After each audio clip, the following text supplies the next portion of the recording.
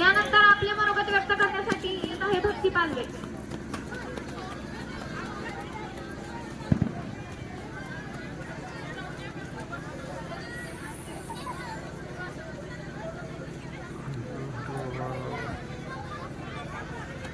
सूर्यासारखे तळपून जावे क्षितिजावरून जाताना, दगडालाही पाजर फुटावे निरोप शेवटचा घेताना.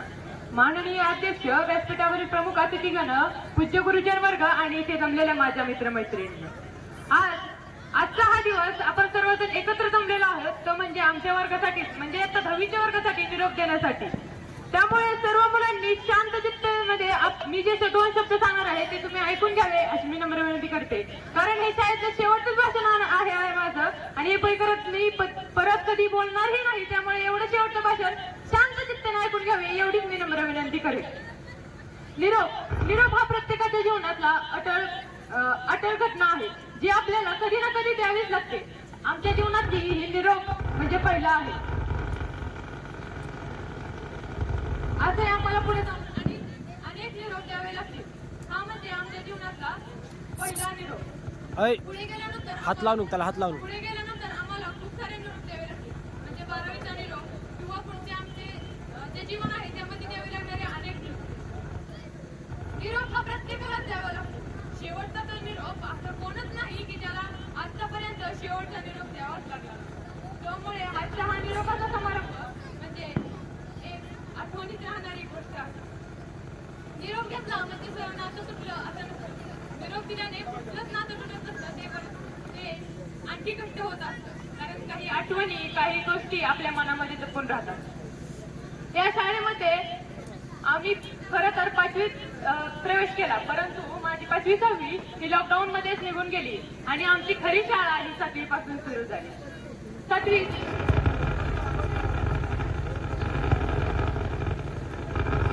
7वीत असताना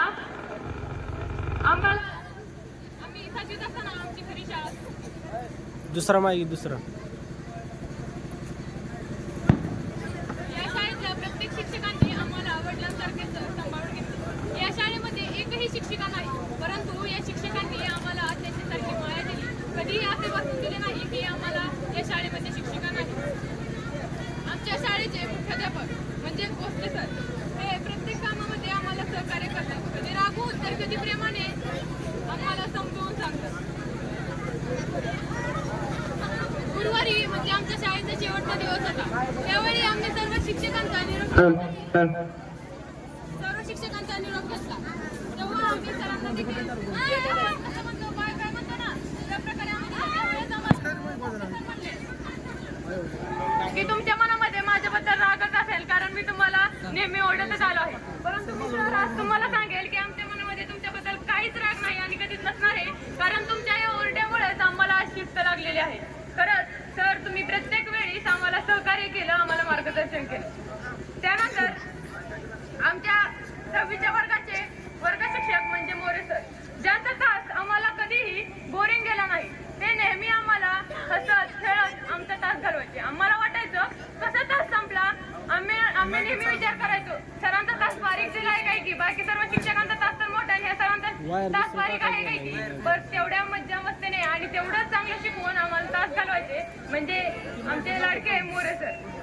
खंडाळे सर कधी रागवून तर कधी प्रेमाने समजून सांगणारे म्हणजे खंडाळे सर. नेहमी कडक शिस्त असणारे म्हणजे खंडाळे सर.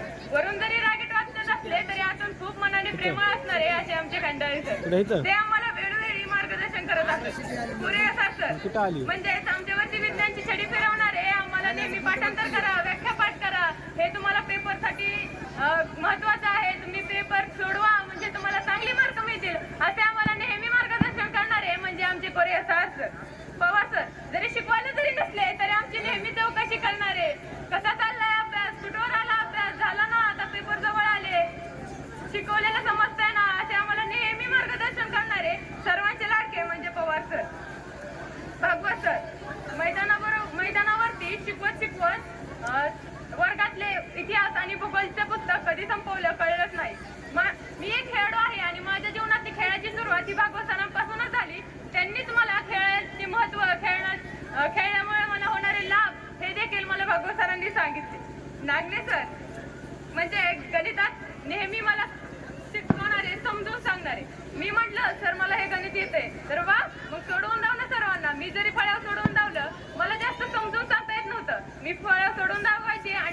गणित बाकीच्यांना समजून सांगणारे, नेहमी सहकार्य करणारे.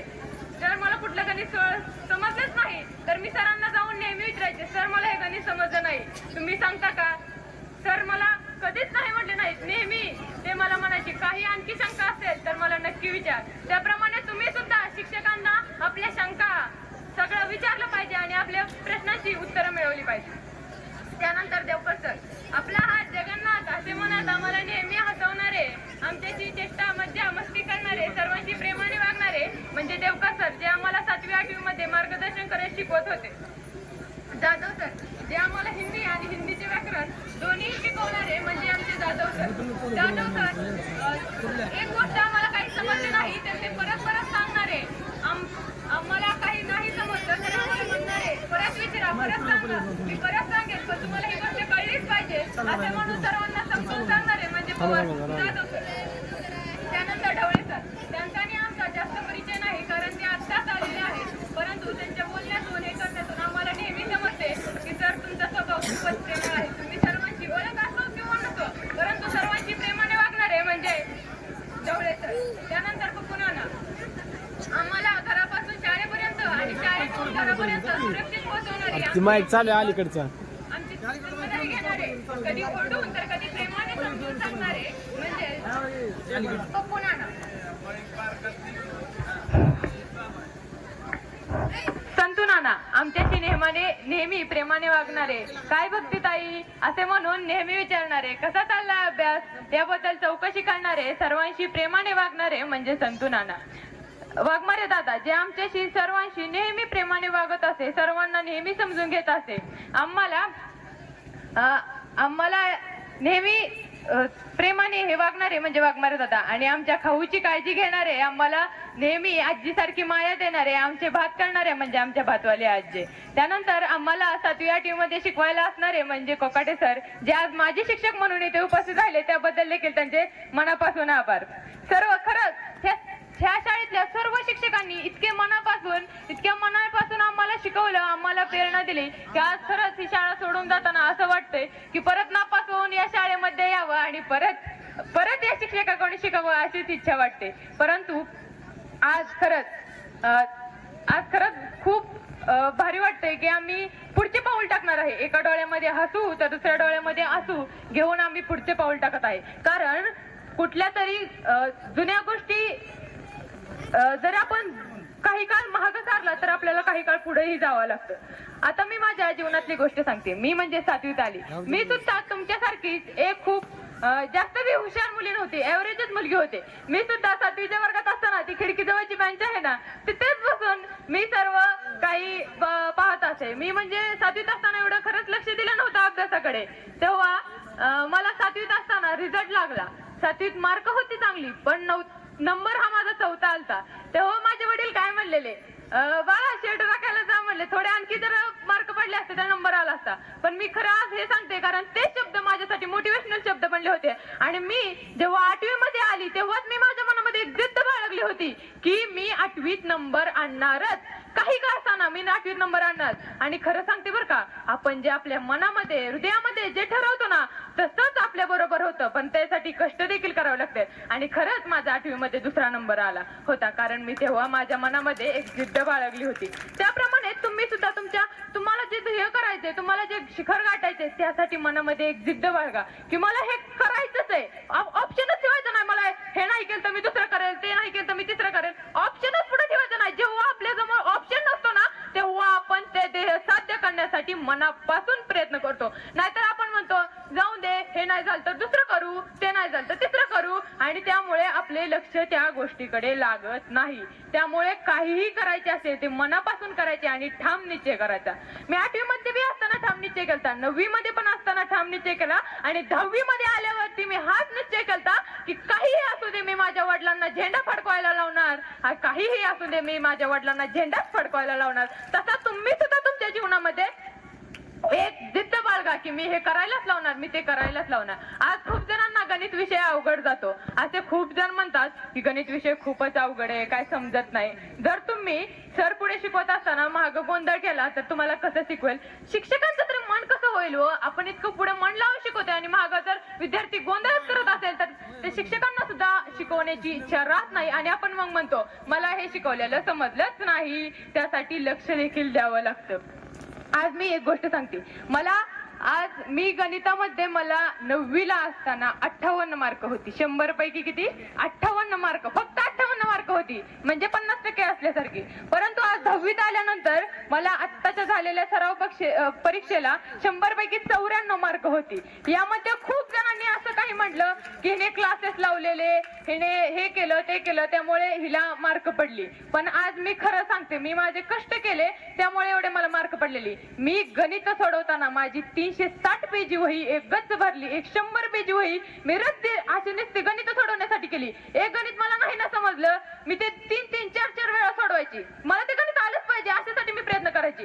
जेव्हा मला आणि मी पेपरला असताना एक ठाम निश्चय करायची, ह्या पेपरला जेवढी मार्क आहेत ना, पुढच्या पेपरला त्यापेक्षा जास्तच मार्क पाहिजे, त्यापेक्षा कमी मार्क मला पुढच्या पेपरला नकोय, असे माझ्या मनामध्ये हे होते. म्हणजे आपण सुधारत जायचं. मला पहिल्या पेपर पासून मला समजत गेलं, मी माझ्या चुका दुरुस्त करत गेले. गणितामध्ये मला प्रथम सत्राला 25, नंतर घटकला 25 होती 40 पैकी. तेव्हा मला समजलं मला 3 मार्काचे 4 मार्काचे गणित येत नाहीत. मग मी ते गणित सोडवायचा प्रयत्न केला. परत प्रथम सत्राला मला कळालं मला 4 मार्काचे येत नाही, 3 मार्काचे येतात. त्यामध्ये ते सुधारलं आणि पुढे आल्यानंतर मी ह्या बेसिकला सुद्धा कंट्रोल केलं आणि माझी 3 मार्काची 4 मार्काची मला जिथं गणित होती तेवढी सगळी सोडवत गेली. आणि तेव्हा मला गणितामध्ये एवढं मार्क झालं. फक्त गणितच नाही, विज्ञान का असताना विज्ञानचं पाठ करण्यापेक्षा कन्सेप्ट समजून घ्या. तुम्ही जर तुम्ही कन्सेप्ट समजून घेतली ना तर तुम्हाला मनाने सुद्धा त्याचं उत्तर लिहिता येतं. असं करा. आपण आपल्या कुठला का अभ्यासक्रम असताना शिक्षक पुढे शिकवताना आपण ध्यान दिलं पाहिजे. मराठी का विषय असताना मराठीमध्ये आपण व्याकरण दृष्ट्या लेखन केलं पाहिजे, लिहिताना आपलं स्वच्छता पण आलं पाहिजे आणि पेपर हा आखीव रेखीव लिहिला पाहिजे. आणखी तुम्ही पुढे येणार आहात आणि तुम्ही फक्त शालेय जीवन चालू असं विचार करू नका की लिखाण म्हणजे अभ्यास. काहींचे घरचे देखील म्हणतात, जर विद्यार्थी लिखाण करत असेल तर म्हणतात खूप माझा विद्यार्थी अभ्यास करतो, रात्र लिहित बसतो. पण लिहिणं म्हणजे बी अभ्यास नसतो, त्यासाठी पाठांतर सुद्धा तुमचं गरजेचं आहे. आणि तुम्ही जेवढं लिहिता तेवढंच पाठांतर सुद्धा दररोजच्या दररोज केलं पाहिजे. मी एवढं सांगेन, जर माझ्याकडून आजपर्यंतच्या शालेय जीवनात जर खरंच काही चुका झाल्या असतील तर मी सर्व शिक्षकांना तुम्हा सर्वांना सांगते त्या माझ्या चुका आज माफ करा. आणि माझ्याकडून जर तुम्हाला काही चांगलं भेटलं असेल तर तुम्ही तेवढंच तुमच्यासाठी घ्या, राहिलेलं इथेच राहून द्या. धन्यवाद.